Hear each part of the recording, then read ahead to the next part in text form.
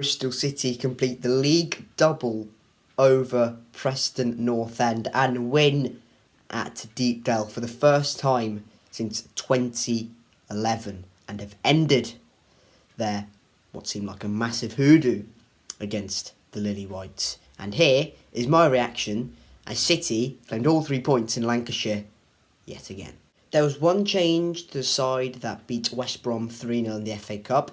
Cameron Pring came back into the side for Jada Silva, and that was always expected. Really, new boys Harry Cornick and Anis Mehmeti were on the bench, and Nikita Hyken was on the bench as well.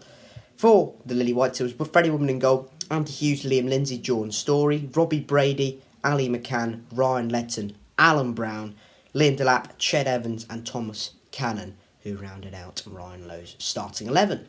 After not losing yet another away game, it means that City's last defeat away from home was on the 22nd of October 2022, which was a 2-0 loss away at Reading, and that seemingly was going to stay the same after just 6 minutes, where Mark Sykes intercepted a horrible back pass from Robbie Brady. The Irishman gave it to the fellow Irishman, who took it past Freddie Woodman and just tapped into the empty net. I think it was Liam Lindsay who was trying to cover.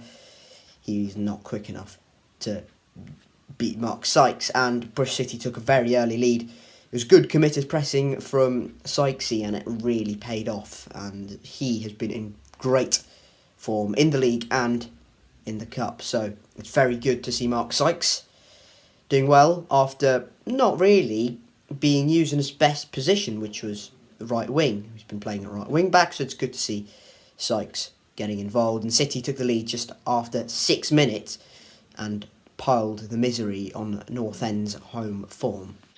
On 31, Cal Naismith, who started in midfield alongside Matty James and Alex Scott, but Alex Scott was deploying from a further role, had to come off, Naismith, and was replaced by Joe Williams. Pearson has come out after the game and said a slight bit of a calf, it was a bit of a calf problem, doesn't look too serious. Fingers crossed, Naismith is absolutely fine because he's been outstanding since moving into midfield for us. And the reason he was out for a bit during the middle of the season was because of a calf problem. So let's hope that's not reinstated somehow, and that's not. Let's hope it's all precautionary. And yeah, and it's a bit of a worry if Naismith is out for a longer period of time, because we then lose to that midfield balance yet again. As good as Joe Williams is, he's not really Cal Naismith in terms of ball retention and ball manipulation. He's really good at passing the ball around, and his key passes at Luton and at City so far this season has been really good. So fingers crossed Cal Naismith is okay for the game against Norwich City. Preston were piling on the pressure, they really were. Max O'Leary was called into a few important saves for City, but it was a sucker punch right at the end of the first half, which I think killed the game off for North End. Sam Bell made it 2-0. Incredible bit of skill from Alex Scott. It really was. The boy's an absolute superstar. We don't really need to talk about it too much. We don't want the other clubs getting too much more attention. He is an absolute superstar. He is possibly one of the best youngsters in the Championship, if not the best youngster in the Championship. I'm sure Malandai will have something to say about that. But he worked his way out of 4 Preston players. It was ridiculous.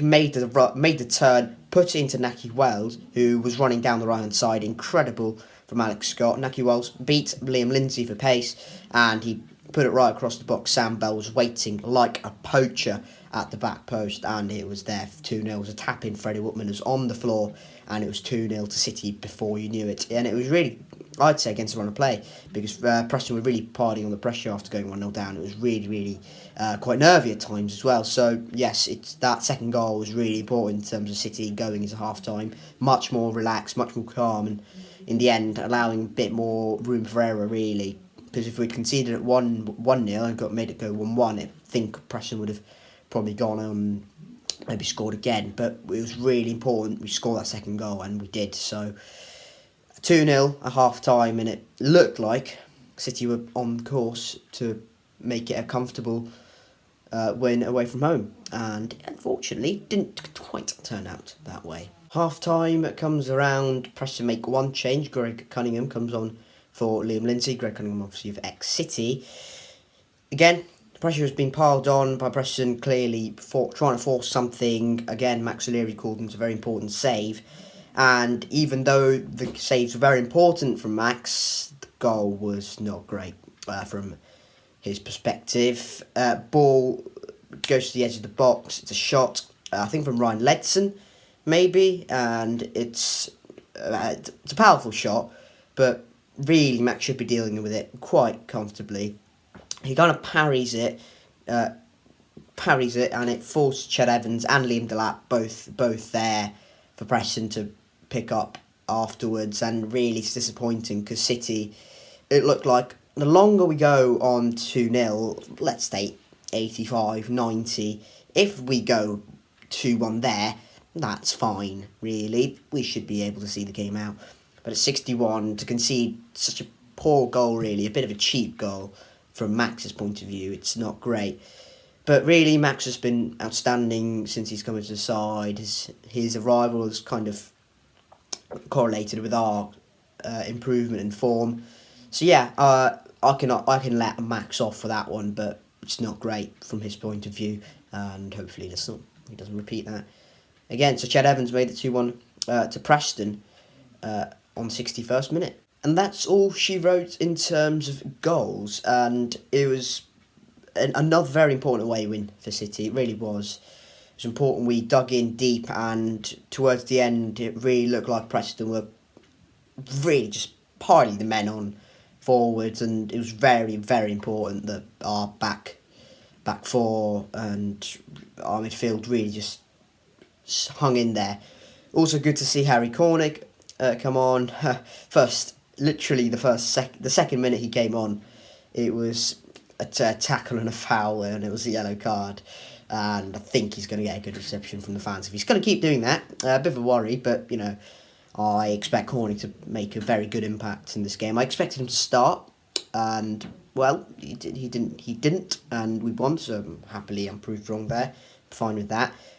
Disappointing to see Anis Mehmeti not come on the pitch, even when we had one sub left, sorry.